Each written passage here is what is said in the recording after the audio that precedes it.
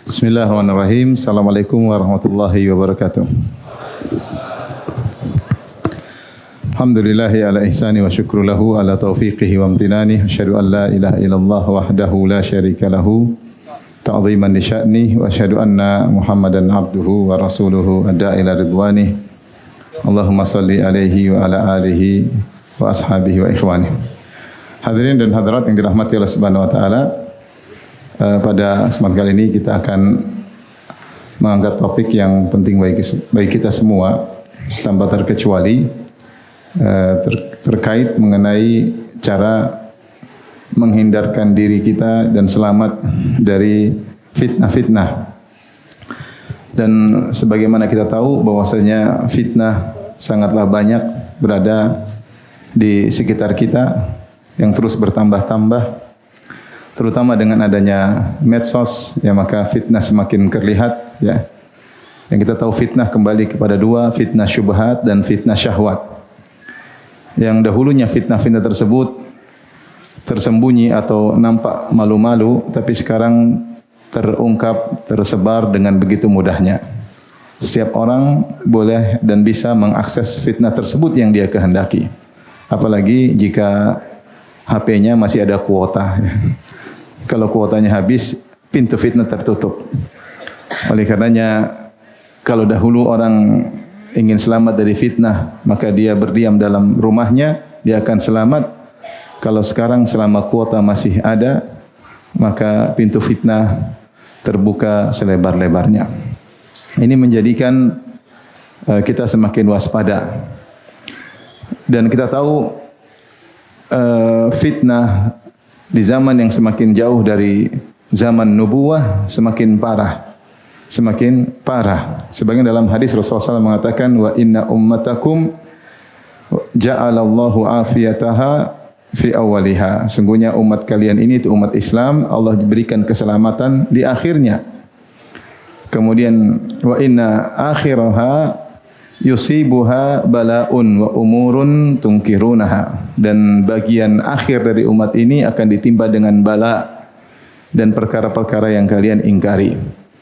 Semakin jauh dari zaman kenabian, semakin fitnah semakin banyak variannya, semakin banyak inovasi dalam penyebaran fitnah, baik syahwat maupun syubhat yang tidak pernah terlihat pada umat-umat terdahulu. Dan Rasulullah SAW bersabda, la ya'ti zamanun illa walladhi ba'dahu syarrun minhu. Tidak datang suatu zaman kecuali yang setelahnya lebih buruk daripada yang sebelumnya. Artinya semakin jauh dari zaman kenabian, maka berkah semakin berkurang, ilmu semakin berkurang, ketakwaan semakin berkurang. Mungkin ilmu tersebar, tapi ternyata takwa hanya di lisan, tidak masuk ke dalam hati, dan amalan juga semakin jauh. Ini kenyataan yang kita lihat, ya. Oleh karenanya, ini semakin buat kita harus benar-benar serius mempelajari hal-hal yang bisa menyelamatkan kita dari fitnah. Perkara berikutnya, ditinjau dari banyak orang yang berguguran, yang ada terlihat di sekitar kita atau kita sendiri yang gugur ketika berhadapan dengan fitnah-fitnah tersebut. Betapa banyak orang yang dahulunya pikirannya orientasi selalu akhirat, mungkin pikirannya zuhud, sekarang tidak. Sekarang dengan tenggelam dalam fitnah, akhirnya pikirannya duniawi dan duniawi. Betapa banyak ibu-ibu yang dahulunya pikirannya gimana mendidik anak supaya bisa agamis, ya, bagaimana bisa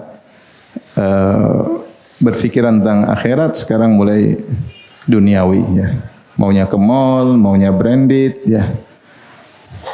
Membangkang suami, disuruh ke utara marah ke selatan, suruh ke masjid marah ke mall. Ini terjadi karena salah pergaulan.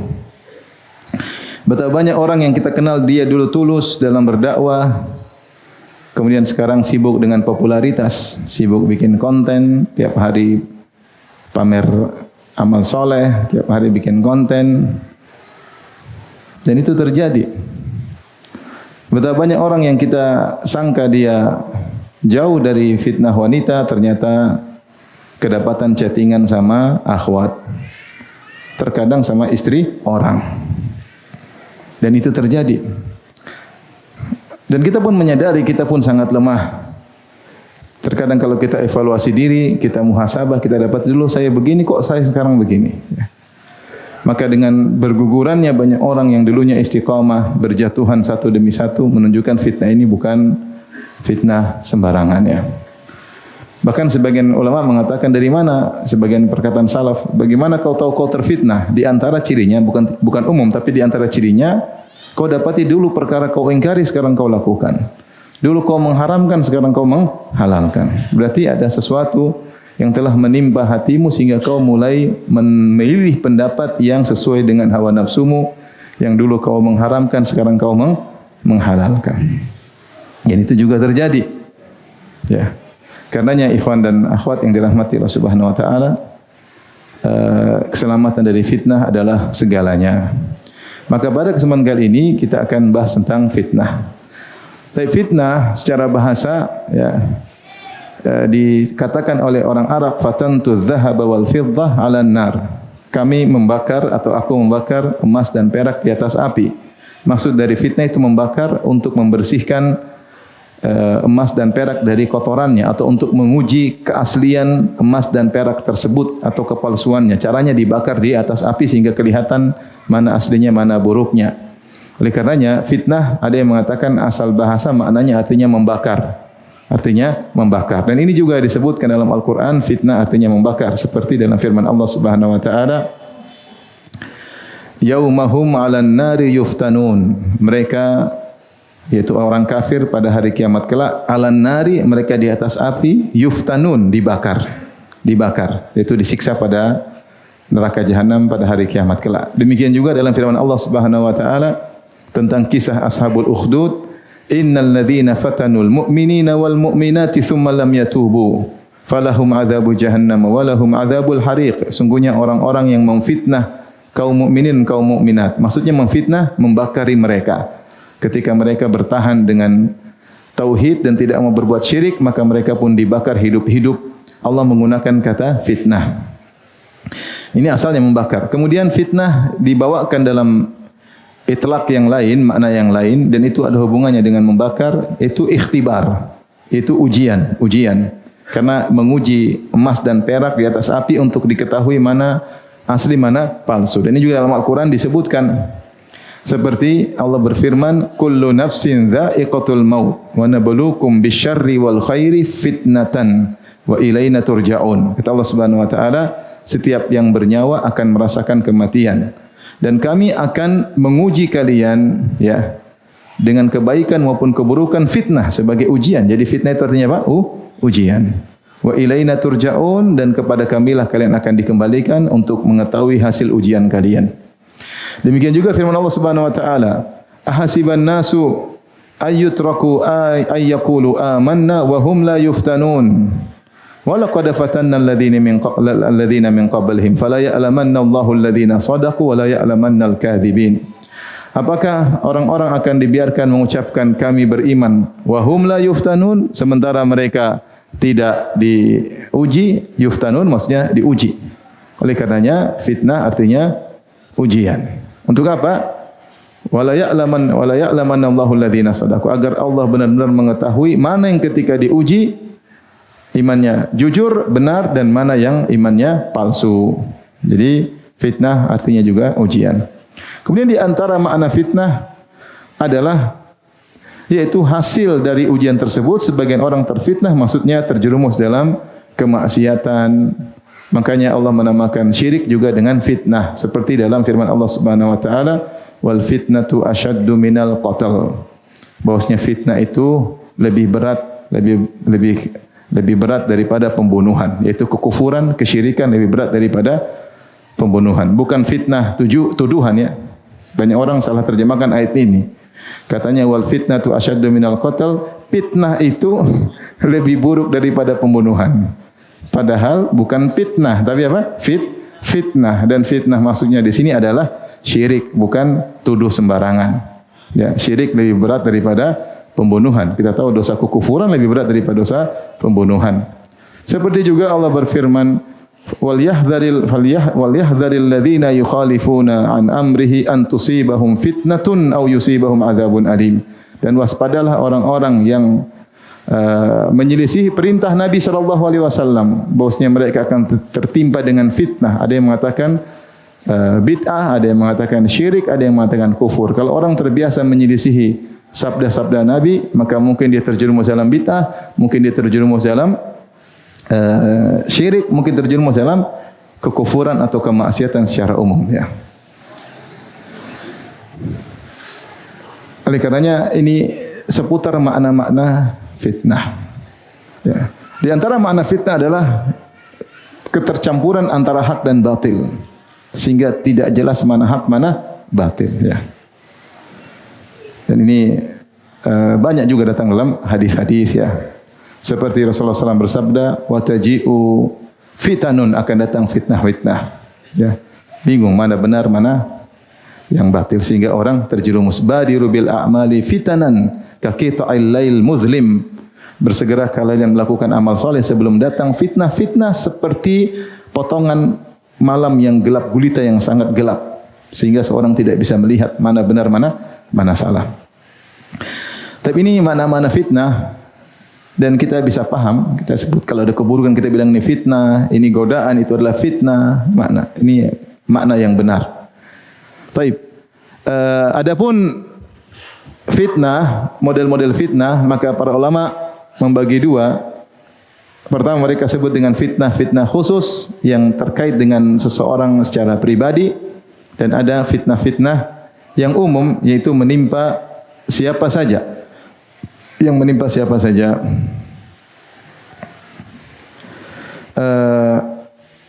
Di antaranya seperti hadis Hudzaifah bin al-Yaman radhiyallahu taala anhu, beliau berkata, baina nahnu julusun 'inda Umar, ketika kami sedang duduk di sisi Umar, maka Umar bin Khattab berkata, ayyukum yahfadhu qaulan Nabi sallallahu alaihi wasallam fil fitnah, siapa di antara kalian yang hafal sabda Nabi tentang fitnah? Qala, maka Hudzaifah berkata, fitnatur rajuli fi ahlihi wa malihi wa waladihi wa jarihi. Fitnah seseorang terkait dengan anak istrinya, terkait istrinya, terkait hartanya, terkait anaknya, terkait tetangganya. Tukaffiruha as-salatu was-sadaqatu wal amr bil ma'ruf wan nahyu 'anil munkar. Maka fitnah-fitnah ini bisa digugurkan dengan salat, sedekah, amar bil ma'ruf dan nahyu 'anil munkar. Ini kata para ulama maksudnya fitnah khusus. Fitnah khusus maksudnya bagaimana? Yaitu seorang difitnah, diuji oleh Allah dengan istrinya, dengan anaknya, dengan hartanya, dengan tetangganya. Apakah dia bisa menunaikan hak mereka dengan baik? Apakah dia bisa membimbing, mengelola itu semua dengan baik? Betapa banyak orang akhirnya terjerumus dalam dosa gara-gara terfitnah dengan istrinya. Seperti apa contohnya? Dia terlalu sayang sama istrinya, akhirnya istrinya minta ini, minta anu, dia penuhi. Dia terlalu salung sama istrinya, akhirnya istrinya mengajari dia untuk durhaka sama orang tua, untuk pelit kepada kedua orang tua, dia turutin karena terlalu sayang sama istrinya. Sebaliknya, dia tidak membimbing istrinya, ya, mungkin dia tidak sayang sama istrinya, maka dia pun berdosa terkait dengan hak istrinya, mungkin dia rendahkan istrinya, mungkin dia tidak menunaikan hak istrinya. Jadi seorang terfitnah dengan istri, terfitnah dengan istri. Entah terlalu cinta, entah tidak cinta, entah tidak menunaikan haknya, entah terlalu berlebihan, intinya dia berdosa gara-gara istrinya. Ya. Demikian juga seorang bisa berdosa gara-gara anaknya terlalu cinta sama anaknya, ya. Akhirnya berlebihan sama anaknya. Seperti kata Nabi sallallahu alaihi wasallam, al-waladu mabkhalatun majbanatun, ya. Anak itu bisa mendatangkan pelit dan bisa bikin jadi penakut. Seorang mungkin ingin berjihad, gara-gara ingat anaknya dia tidak jadi berjuang di jalan Allah. Seorang ingin bersedekah tapi ingat anaknya, anak saya belum saya bangunkan rumah, belum saya ini, akhirnya tidak jadi bersedekah. Anaknya bikin dia pelit. Dan betapa banyak orang terjerumus dalam maksiat gara-gara anaknya pingin beli ini, beli anu, akhirnya dia melakukan kemaksiatan, dia korupsi, dia ini supaya memenuhi keinginan anaknya. Makanya ketika Nabi Khadir menjelaskan kenapa dia disuruh Allah untuk membunuh anak yang ditemui oleh Nabi Khadir dan Nabi Musa alaihi salam, Nabi Khadir berkata, wa ammal gulamu fakana abawahu mu'minaini fakhashina ayyurhiqahuma tughyana wa kufra. Adapun anak ini kedua orang tuanya mukmin, tapi aku khawatir anak ini karena terlalu dicintai oleh kedua orang tuanya akan menjerumuskan kedua orang tuanya kepada sifat tughyan. Tughyan itu berlebih-lebihan. Atau terjerumus dalam kekufuran gara-gara anaknya. Jadi anak punya juga pengaruh terhadap kedua orang tua sehingga orang tua bisa terfitnah, terjerumus dalam dosa gara-gara anaknya. Kemudian malihi, hartanya, apalagi harta, ya, bisa terjerumus membawa orang dalam berbagai macam dosa. Kemudian tetangga, ternyata tetangga adalah fitnah. Apakah seorang perhatian sama tetangganya, menunaikan hak tetangganya, apakah dia tidur dalam kondisi kenyang, tetangga dalam kondisi lapar. Orang seperti ini tidak beriman, berarti dia tidak bisa menunaikan hak tetangganya, cuek dengan tetangganya, maka dia berdosa. Nah, dosa-dosa ini kata Nabi SAW tukaffiruha as-sadaqah, as-salat wal amr bil ma'ruf wan nahy 'anil munkar. Bisa gugur dosa-dosanya dengan ibadah salat, amr bil ma'ruf, an-nahy 'anil munkar dan sedekah. Ini contoh disebut dengan fitnah khusus. Itu terkait dengan pribadi masing-masing. Dan ini juga fitnah luar biasa. Betapa banyak orang terfitnah gara-gara istrinya. Ada orang saking sayang sama istrinya, dia malah putuskan silaturahmi dengan saudara-saudaranya. Dia bikin perusahaan yang jadi direkturnya kakak istrinya, yang jadi bendaharanya adik istrinya, yang jadi apa lagi? Menjadi ini bagian keuangan, bagian pengadaan, bagian pengeluaran. Ponakan istrinya, kakak dia pribadi jadi satpam. Sehingga dia akhirnya itu perusahaan jadi milik siapa? Istri. Sehingga dia memutuskan silaturahmi dengan saudara-saudaranya sendiri. Itu banyak terjadi. Dia mau sedekah, mau beri hadiah kepada ibunya, mau kirim 10 juta, kata istrinya ngapain kasih mama 10 juta? Mama sudah tua. Nanti kalau mama kasih 10 juta, pasti mama juga kasih adik-adikmu. Ngapain? Kirim aja 200 ribu buat beli tempe. Akhirnya dia diajarin pelit oleh istrinya. Ini fitnah atau bukan? Itu fitnah, dia gugur gara-gara istrinya. Betapa dia sayang sama istrinya, lagi jalan di mall pengin beli tas branded, harganya 120 juta. Ayo Bi, beli dong Bi. Akhirnya dia beli. Buat apa 120 juta? Tas kecil. Emang bisa simpan mobil? Terfitnah. Uangnya dikeluarkan pada yang tidak perlu. Istrinya nangis-nangis, teman-teman semua pada pergi ke Eropa, ke Amsterdam, ke Paris, ke Roma. Ya sudah, tadinya mau ke Tasikmalaya, enggak jadi. Akhirnya duit habis untuk jalan-jalan ke sana, duit habis. Sana lihat maksiat, wanita terbuka aurat. Nanti dihisap oleh Allah, bingung. Terfitnah oleh apa? Istrinya. Sebaliknya ada orang Masya Allah menjadi soleh, dermawan gara-gara istrinya. Itu juga banyak. Maksudnya ini fitnah bukan fitnah sederhana, meskipun disebut dengan fitnah khasah, fitnah terkait dengan pribadi, tapi juga luar biasa, terkait istri, terkait anak, terkait tetangga, terkait harta. Dan ada fitnah yang umum, ya, fitnah yang umum, seperti dalam hadis misalnya,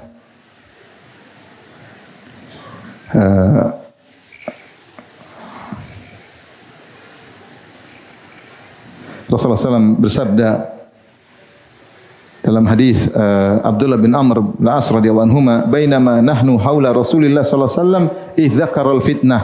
Ketika kami sedang bersama Nabi sallallahu alaihi wasallam, tiba-tiba Rasulullah menjelaskan tentang fitnah. Jadi di antara kasih sayang Nabi kepada kita, kepada para sahabat, Rasul sebutkan tentang fitnah-fitnah dan bagaimana solusinya. Maka Rasulullah SAW menjelaskan tentang fitnah yang umum. Kata Rasulullah SAW, idza ra'aitumun nasa qad marajat uhuduhum.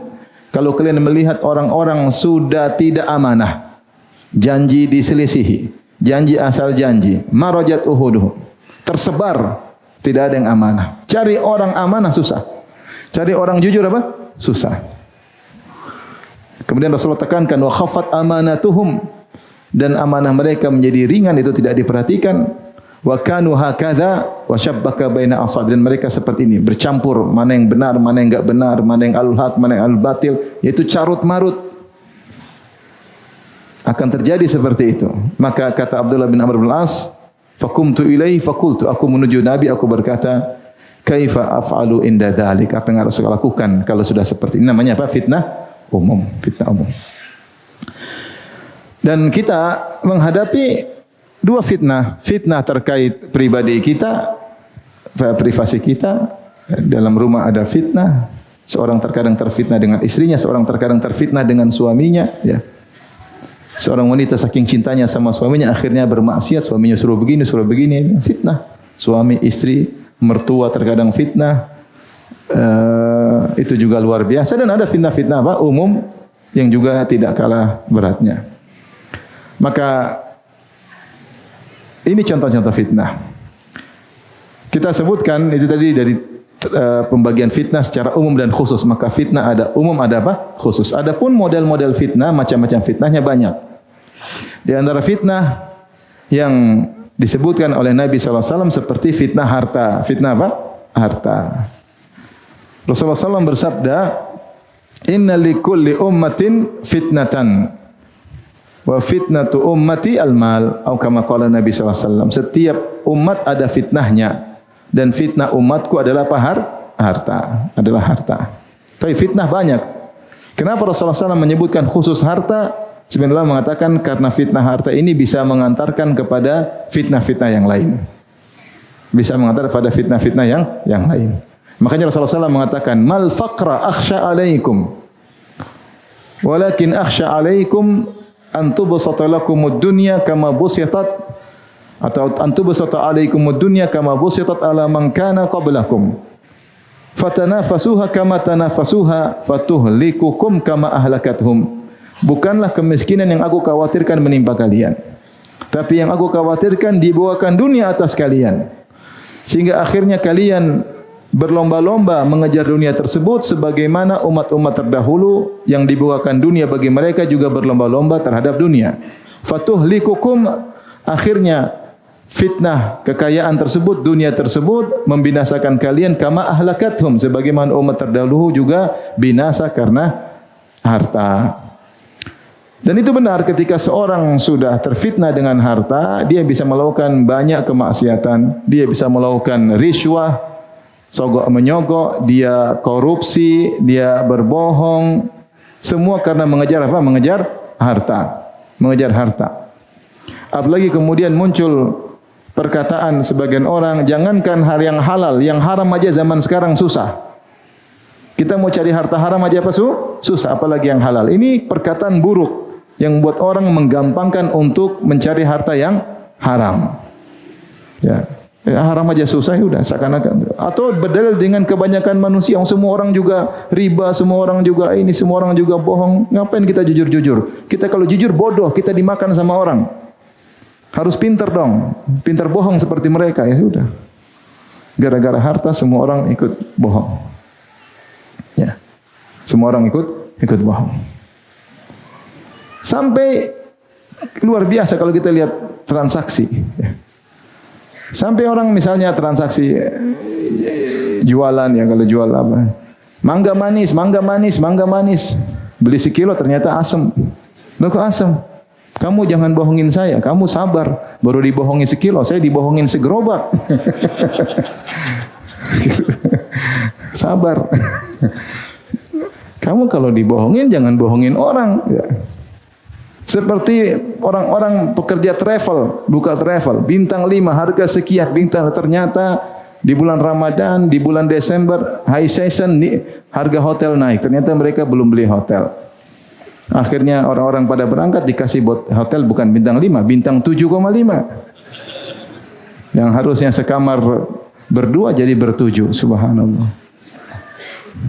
Ini terjadi luar biasa. Nanti kalau ditanya kenapa? Kita dibohongin oleh broker. Tapi kok dibohongin broker, kok kemudian membohongin tamu-tamu Allah? Fitnah. Dia tidak mau rugi, maunya yang rugi jamaah. Ini bohong atau bukan? Bohong. Kenapa ini bisa terjadi? Nekat bohong, nekat menzalimi. Dia pikir tidak ada hisab hari kiamat. Orang kalau jual jasa sama seperti jual barang. Kalau barang tidak sesuai ada hisabnya, zalim. Kalau jasa tidak sesuai juga sama. Sama buka sekolah, target pasti hafal 30 juz. Padahal sudah 2 tahun 1 juz doang. Ini jual jasa kebohongan. Ini kan semua karena harta. Jadi harta ini dikatakan kenapa disebut oleh Nabi wa inna Wa inna fitnata ummati al-mal, dan fitnah umat adalah harta. Padahal masih banyak fitnah yang lain, karena harta, kecintaan terhadap harta menjatuhkan kepada fitnah-fitnah yang lain.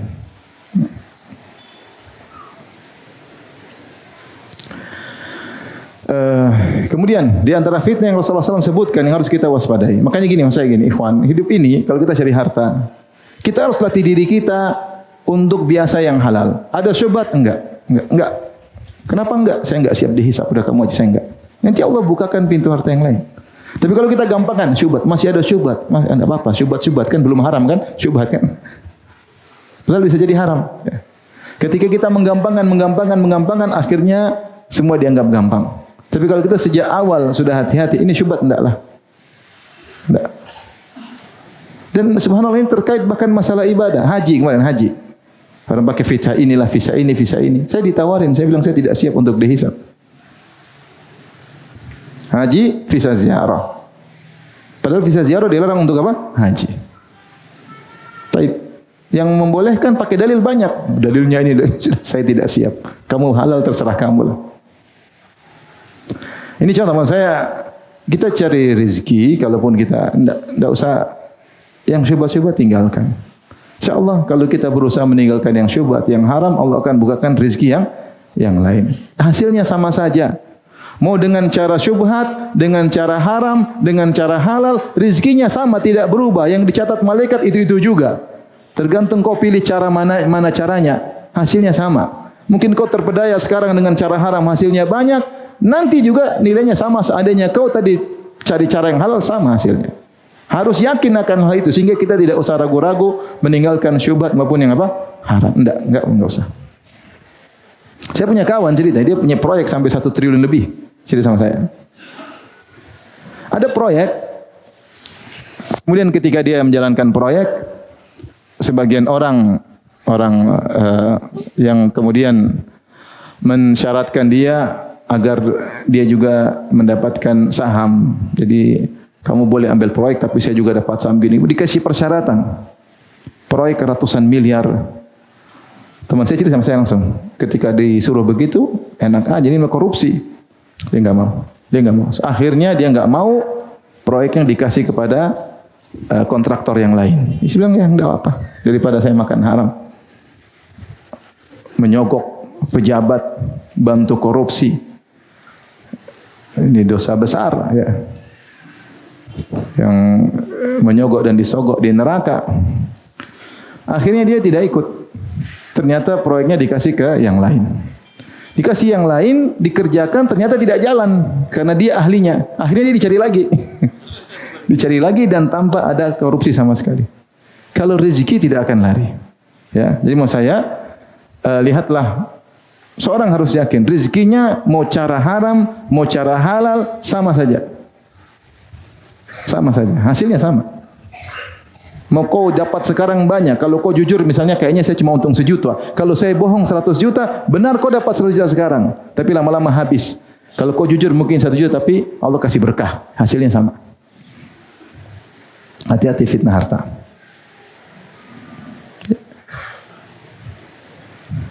Sampai ada kawan, ini cerita kawan ngobrol sama saya, dia keluar dari instansi ribawi. Setelah dia tahu hukumnya haram, dia keluar dari instansi ribawi.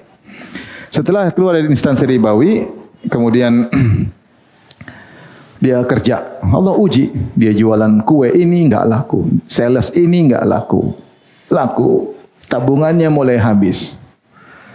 Enggak laku. Di saat-saat dia lagi down, lagi jatuh, tahu-tahu bosnya yang dulu telepon lagi.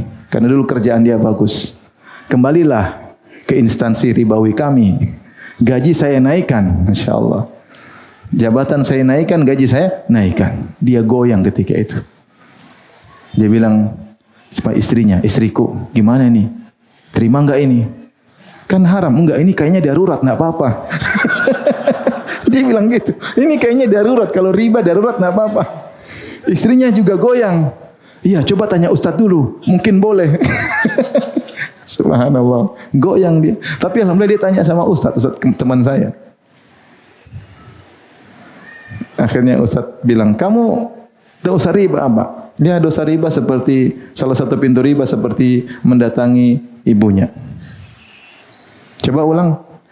Dosa riba diantaranya mendatangi seperti mendatangi apa? Menggauli ibunya.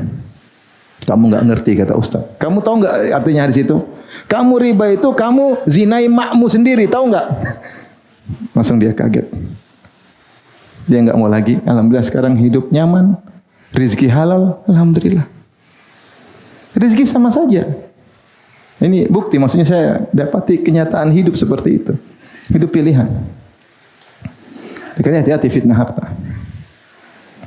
Betapa banyak orang wanita karena fitnah harta akhirnya jadi model lah, memperlihatkan auratnya lah demi untuk dapat harta. Baik.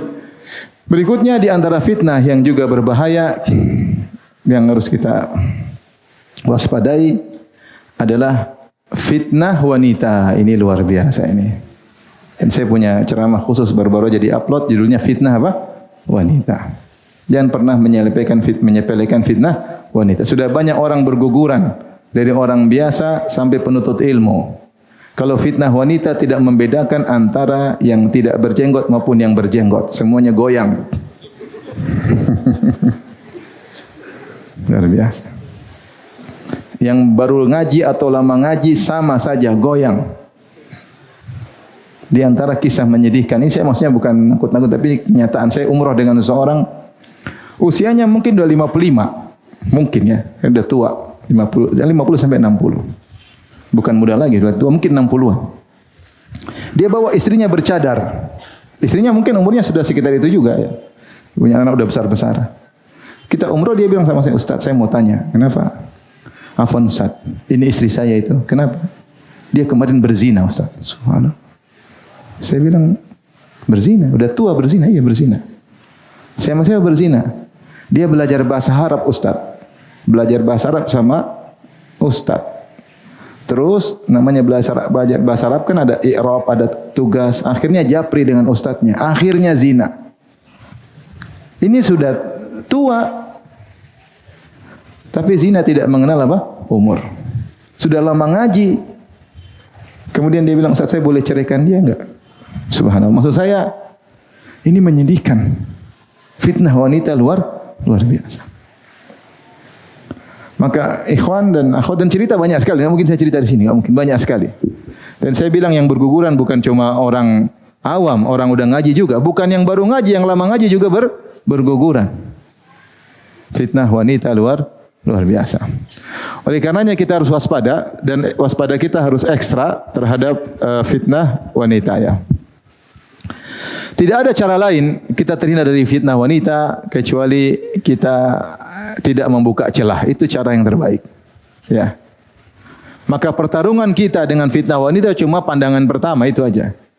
Kapan kita tundukkan pandangan, selamat. Kapan kita lihat-lihat, tidak selamat. Ya. Kulul hawadithi mabda'uha minan nazar. Semua peristiwa-peristiwa buruk mulanya dari penglihatan. Wa mu'dhamun nari min mustasgharis syarar, dan api yang besar menyala bersambar berasal dari percikan-percikan api yang kecil.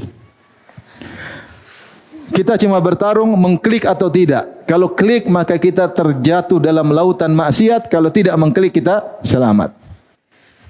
Ada akhwat kirim atau wanita penggoda kirim SMS, tinggal kirim WA, dibuka atau tidak, dibalas. Kalau dibalas selesai.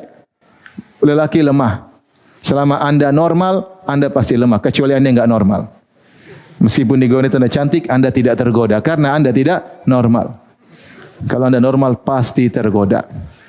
Pasti tergoda.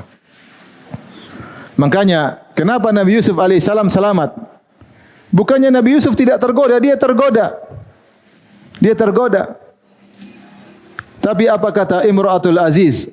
Walaqad rawattuhu an nafsihi fasta'sam. Sungguh aku telah merayunya dan dia kekeh, tidak memberi celah sama sekali. Dia tidak kasih celah sama sekali. Tidak kasih celah.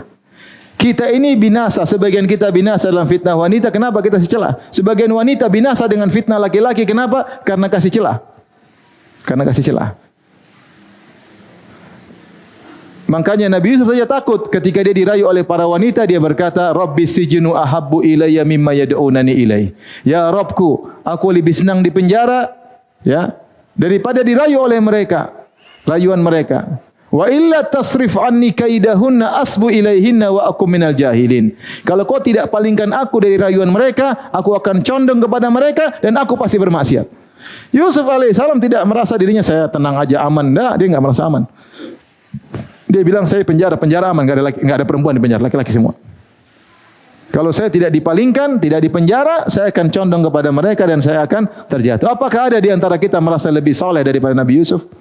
Lebih bertakwa kepada Nabi Yusuf? Tidak ada.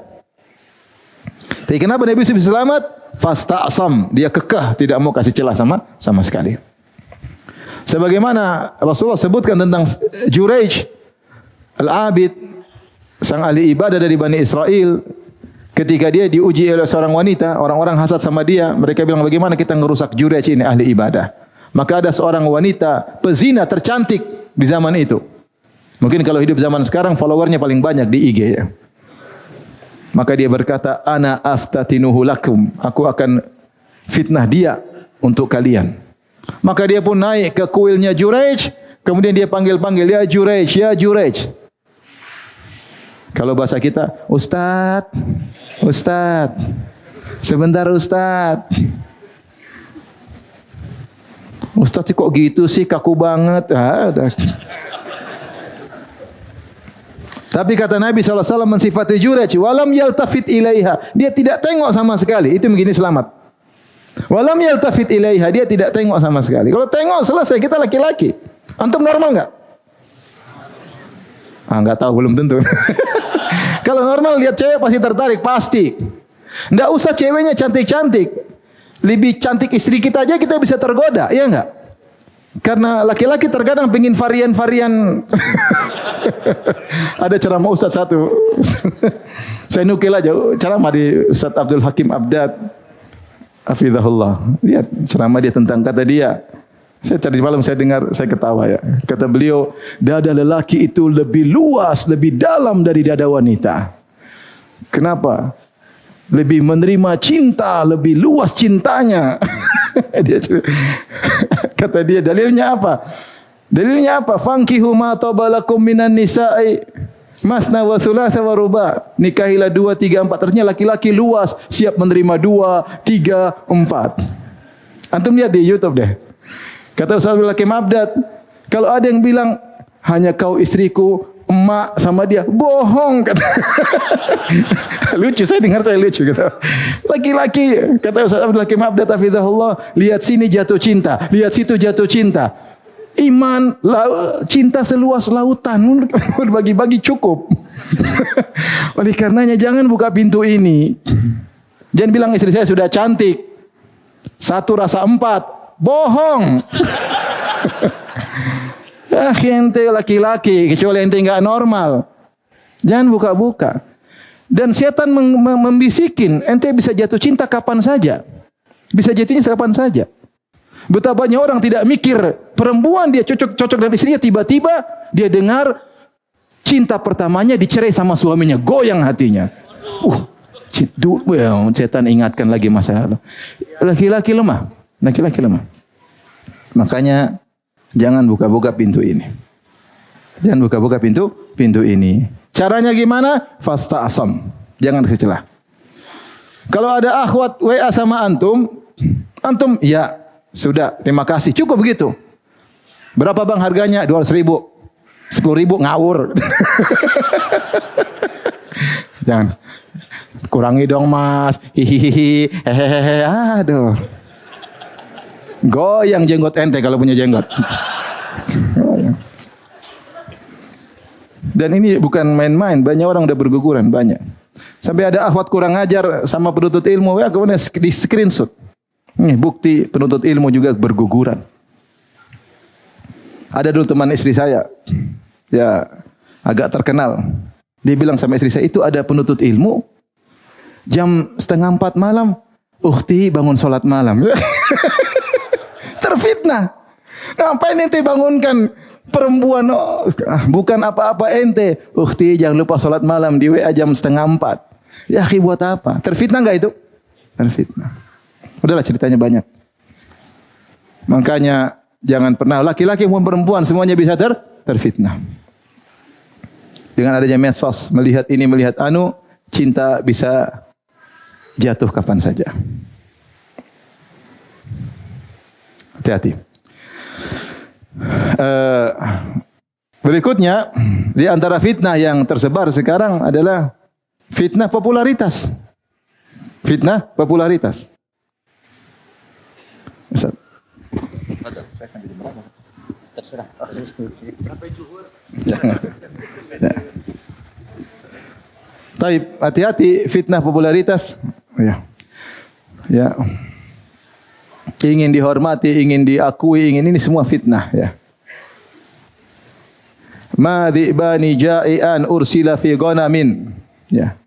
Kata Nabi SAW, tidaklah dua ekor serigala yang dalam kondisi lapar dikirimkan pada sekelompok kambing bi'afsadalaha, lebih merusak agama seorang, ya, daripada keinginannya untuk harta dan syaraf lidini, ya.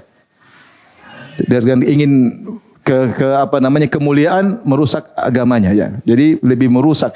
Ada kata Nabi SAW, ada 2 ekor serigala dikirim pada sekelompok kambing.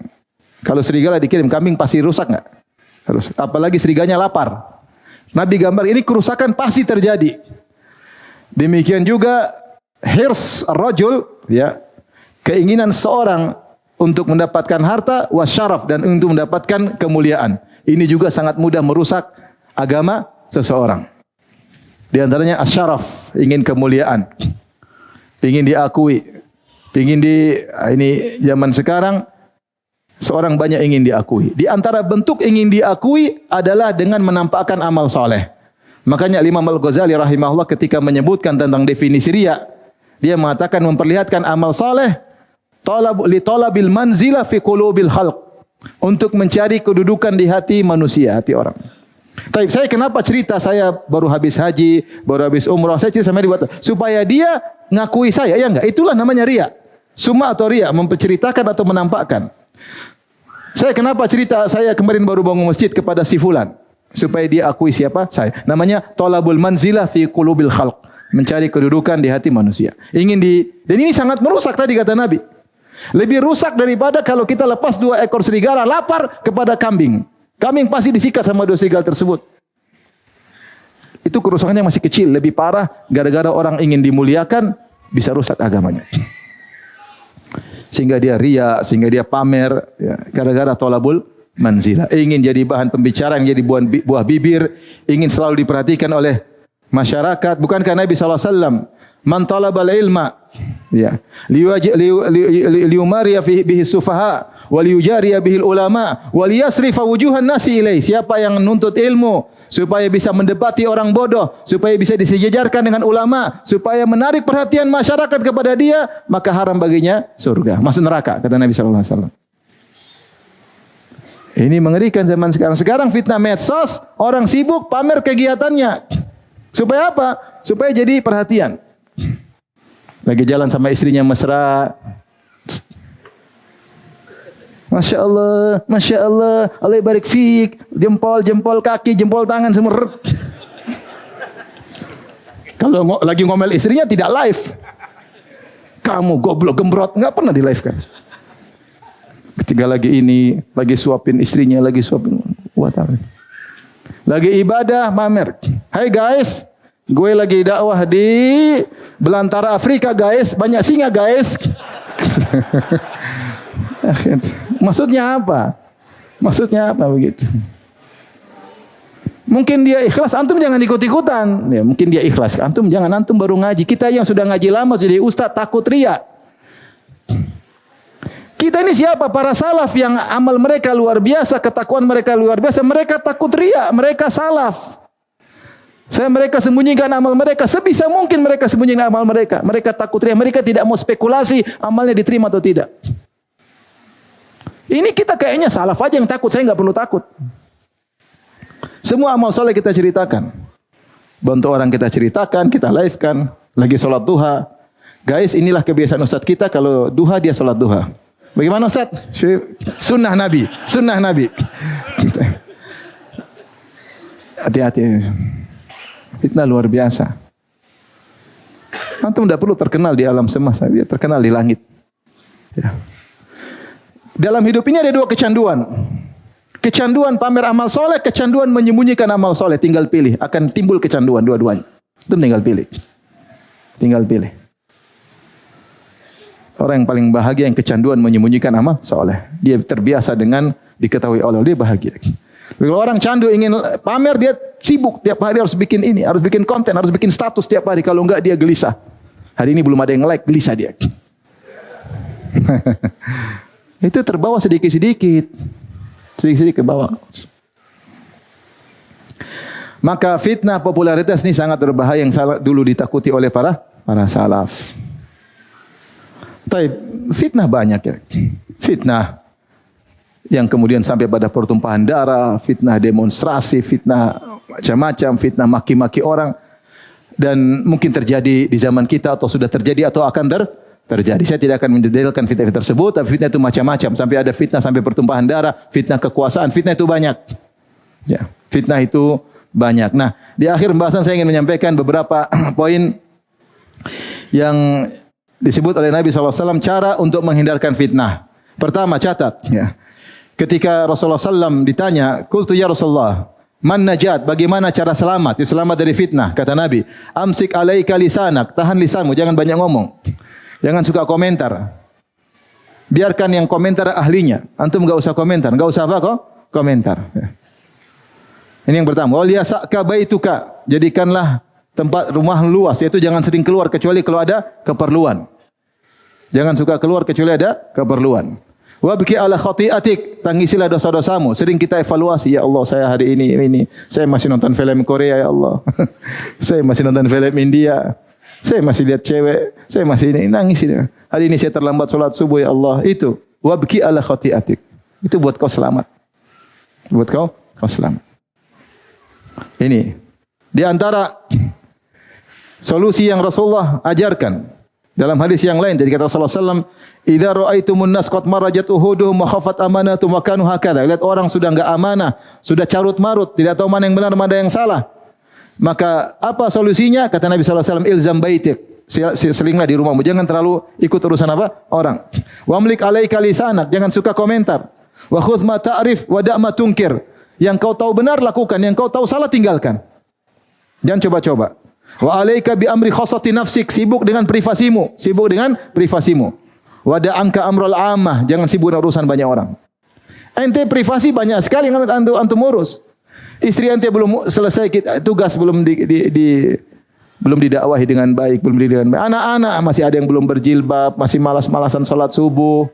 Antum aja Quran masih 3 kul doang, belum ditambah-tambah. Masih banyak, belajar masih belum jelas. Bahasa Arab belum bisa, kalah sama anak-anak di Madinah masih kecil sudah bisa bahasa Arab. Ya akhi, masih banyak kita ngurus diri kita, masih banyak dagangan, masih banyak syubhat harus kita bersihkan. Mengurus orang kita saja urusannya masih belum selesai. Masih belum selesai. Kita ini masalahnya sukanya kepo. Kepo itu sumber fitnah. Semua, saya tidak bilang, saya bilang kita, saya juga. Ini sifat manusia, sukanya apa? Kepo, pingin tahu, pingin tahu, pingin tahu, pingin tahu. Saya katakan sama antum, kalau ada di zaman sekarang, ada seorang, dia kerjaannya, dia datang sama kita, lagi ngobrolin apa dong? Boleh nimbrung dong? Oh enggak begitu. Setelah dia pergi ke tempat sebelah, ibu-ibu lagi duduk, ibu-ibu lagi ngobrol apa sih? Oh enggak, harusnya enggak begitu. Pergi ke orang jualan, lagi belanja apa sih? Ada orang ribut, lagi ribut apa sih? Kira-kira orang seperti ini orang apa itu? Orang gila enggak? Hah? Ketemu orang itu kepingin tahu semua, orang gila enggak? Itulah sebagian kita, ngeklik-ngeklik itu kan seperti itu. Cuma dunia maya, paham? Bedanya dia dengan sebagian kita apa? Itu offline, ini online. Pingin tahu urusan orang, ngeklik. Terus komentar. Sama aja kan lagi masalah apa sih? Komentar. Cuma itu offline, ini online. Itulah hakikat sebagian kita. Saya tidak bilang semua kita karena tidak semua begitu. Jadi sibuk ngurusin orang. Bagaimana tidak terfitnah? Bagaimana tidak rusak? Tahu ini ribut, itu ribut, ini sama istrinya ribut. Hati rusak. Yang harusnya hati diisi dengan ketakwaan, tafsir ayat, ilmu. Akhirnya isi dengan urusan orang, isi dengan keburukan orang, isi dengan maki orang. Akhirnya terfitnah. Min husni islamil mar'i tarkuhu ma la ya'ni. Kata Nabi, di antara keelokan Islam seorang meninggalkan yang bukan apa? Urusannya. Meninggalkan yang bukan urusannya. Nah, kita mengurusin semua urusan orang. Inilah medsos ini luar biasa. Kalau urusan itu penting, kita enggak ngelik pun orang akan kasih tahu kita. Kita tahu ini, itu semua tahu. Politik pakar, urusan artis pakar, kriminal pakar, tahu semua. Tanya ayat enggak ngerti. Liga bola semuanya hafal. Biografi Ronaldo, Ronaldinho, siapa lagi? Hafal. Tanya Abu Bakar enggak ngerti. Terus bukan terfitnah, terfitnah itu namanya. Ini solusi dari Nabi, terserah mau lakukan atau tidak. Di antara solusi yang ditawarkan oleh Nabi sallallahu alaihi wasallam adalah sibuk beribadah ketika fitnah. Kata Nabi sallallahu alaihi wasallam, "Al-ibadatu fil harji ka hijratin ilayya." Beribadah ketika timbul fitnah seperti sedang berhijrah kepadaku. Kenapa? Karena ketika fitnah orang banyak ingin lihat fitnah, kepo. Kamu tidak. Karena itu buang-buang umur, buang-buang waktu, buang-buang energi. Energi antum habiskan untuk nuntut ilmu, untuk ibadah, berbakti sama orang tua, ngurusin anak, ngurusin istri, disitulah kebahagiaan. Antum kira bahagia ngurusin orang, ente ngobrol sama istri bahagia enggak? Apalagi istri ini, istri itu, istri bercanda. Jadi mau saya ngurusin keluarga udah senang bahagia, ngurusin orang enggak bahagia. Ente bangun malam, salat malam menangis bahagia, ente ngurusin anak bahagia. Ngurusin orang mana mau bikin bahagia? Hati carut marut, isinya kemarahan, kedongkolan, kesedihan, jengkel, macam-macam. Oleh karenanya sibuk dengan beribadah. Pastikan di zaman fitnah kita ada waktu salat duha, ada waktu salat malam, ada zikir pagi petang, ada waktu sehari kita baca Al-Quran. Itulah pahalanya besar di zaman fitnah. Orang semua sedang sibuk menganalisa, terjadi ini, analisa begini, biarin mereka menganalisa. Antum analisa pun enggak ada yang dengar, paham? Udah sibuk yang lain aja. Ada ahlinya masing-masing. Tapi di antara solusi yang diajarkan oleh Nabi sallallahu alaihi wasallam dalam menghadapi fitnah adalah memperbaiki iman dan berakhlak mulia. Kata Rasulullah sallallahu alaihi wasallam, "Fataji'u fitanun fayaqulul muslim hadhi muhlikati, thumma tankashif." Datang sebuah fitnah sangat besar sampai seorang mukmin berkata, "Saya binasa." Ternyata fitnah tersebut hilang. Wa taji'ul fitan, datang fitnah lagi. Fayuraqiqu ba'daha ba'dan, datang fitnah yang lebih dahsyat sehingga fitnah sebelumnya kelihatannya lebih kecil, saking lebih dahsyatnya. Sekarang dulu orang kalau mungkin zaman dulu bicara sama perempuan, mungkin kok perempuan, sekarang itu ringan. Sekarang video call sama perempuan lebih dahsyat dan sudah biasa. Sehingga fitnah yang terdulu terasa ringan. Fataji'ul fitanu fayaqulul mu'min hadhi, datang fitnah kemudian sekali ini saya binasa, tidak bisa selamat lagi. Kemudian Rasulullah kasih solusi. Kata Rasulullah sallam, "Man ahabba an yuzazaha 'anil nar wa udkhilal jannata falta'ti maniyatuhu wa huwa yu'minu billahi wal yawmil akhir wal ya'ti ila nasi alladhi yuhibbu an yu'ta ilaih." Solusi kalau ada fitnah dan akhirnya fitnah itu bisa membunuhmu, bagaimana kau selamat? Jika kau ingin selamat dari neraka dan masuk surga, datanglah kematianmu dalam kondisi kau beriman kepada Allah dan hari akhirat.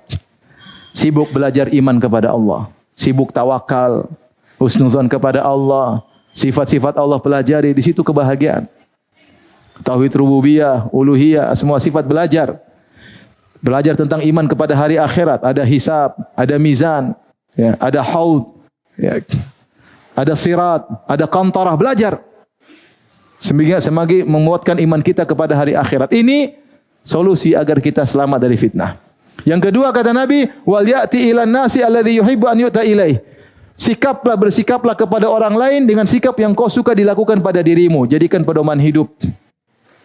Kalau sikap sama istri, seandainya saya jadi istri saya pinginnya diapain? Pinginnya diapain kalau jadi istri? Kira-kira istri maunya diapain? Dibelikan emas. Ya belikan emas lah kalau begitu. Kalau saya jadi anak, pinginnya apa? Tentu kalau saya jadi anak saya masih ingat. Saya pingin kalau telepon bapak, bapak angkat. Saya pingin kalau ngobrol, bapak mau ngobrol. Saya ingin liburan sama bapak saya, sama abi saya. Iya tidak? Anak pinginnya begitu enggak? Ya lakukan terhadap anak. Berarti kita berakhlak mulia sama anak. Ada sekelompok anak-anak main. Bapaknya di situ. Lihat. Bapaknya bosan, akhirnya bapaknya keluar. Anaknya bilang, "Abi mau kemana?" "Abi di sini aja, kita sudah senang. Abi di sini aja. Keberadaan Abi bersama kami sudah buat kami bahagia." Terus sebagian kita sibuk urusan urus ini, enggak pernah memberikan hak anak-anak. Oleh karenanya, berusaha kita bersikap. Kalau kita punya sikap sama supir, kira-kira kalau saya jadi supir, senang enggak saya digitukan sama bos saya? Kalau senang lakukan, kalau enggak jangan. Seandainya kita di posisi supir tersebut, kira-kira bagus enggak seperti itu? Bibi, pembantu kita, coba kita jadi posisi dia. Selalu kita begitu, itu jalan selamat dari fitnah, kata Nabi sallallahu alaihi wasallam. Wal ya'ti ilan nasi alladhi yuhibbu an yu'ta ilaih. Lakukanlah kepada manusia apa yang kau suka dilakukan untuk dirimu. Yang terakhir, jangan pernah kepo terhadap fitnah, kata Nabi sallallahu alaihi wasallam. Malahnya satakunu fitanun al-qa'idu fiha khairun minal mashi wal mashi fiha khairun minas sa'i. Man yushrif laha tastashrifhu. Sungguhnya akan datang fitnah-fitnah, yang duduk lebih baik daripada yang berdiri. Kenapa? Kalau duduk dia enggak lihat ya, tapi kalau berdiri semakin lihat. Yang berdiri terhadap fitnah lebih baik daripada yang berjalan menuju fitnah. Yang berjalan masih mending daripada yang berlari menuju fitnah. Siapa yang mencoba-coba ingin tahu fitnah, tastasrifu, maka akan didominasi oleh fitnah tersebut. Maka jalan keluar kalau ada fitnah enggak usah perlu tahu. Demi Allah, hidup kita lebih bahagia kalau tidak tahu banyak urusan orang. Demi Allah, hidup kita bahagia kalau enggak terlalu banyak tahu tentang medsos. Tidak semua di medsos banyak yang bermanfaat, tapi yang tidak bermanfaat lebih apa? Lebih banyak. Kalau kita habiskan waktu lihat medsos, udah kita enggak bahagia. Tidak ada waktu buat istri, tidak ada waktu buat anak, tidak ada waktu untuk baca Quran, tidak ada waktu untuk zikir pagi petang. Sibuk lihat medsos, tidak sengaja ngeklik setengah jam sendiri. Coba kita baca Al-Quran, mungkin sudah berapa ayat kita baca. Demikian saja mungkin yang bisa saya sampaikan. Semoga Allah menjaga kita dari fitnah dan semoga Allah mewafatkan kita di atas keimanan kepada Allah Subhanahu wa taala.